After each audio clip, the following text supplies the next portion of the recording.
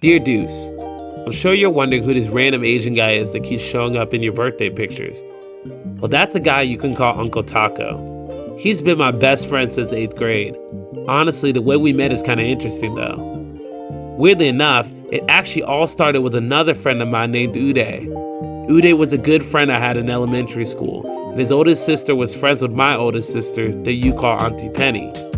Well, Uday and his family had moved out of town for a year or two before this had happened, and sometimes they would randomly come to visit. Since they were in town, Uday's sister decided she'd hang out with Auntie Penny and bring along Uday. I was excited too.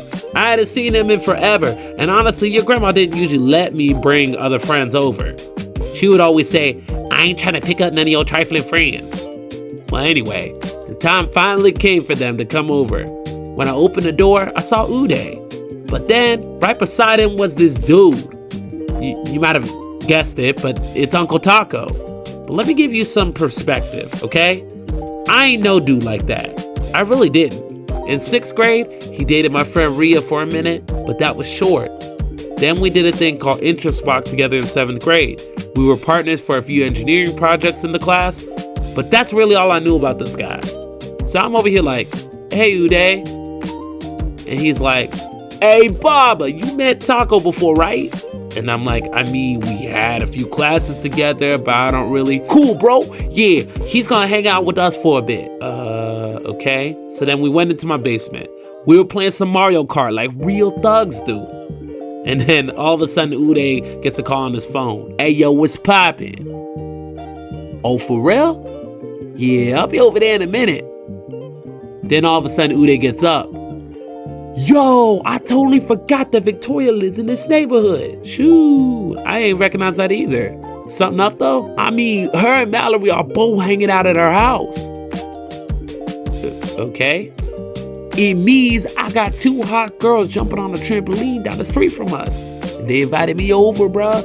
I'm gonna be back in a little bit though. But what about that dude was gone?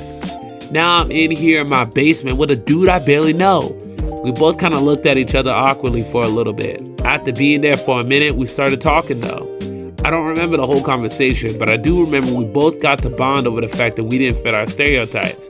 Taco is Vietnamese, but he grew up in the hood. And I was a black dude that grew up in the suburbs and took advanced classes.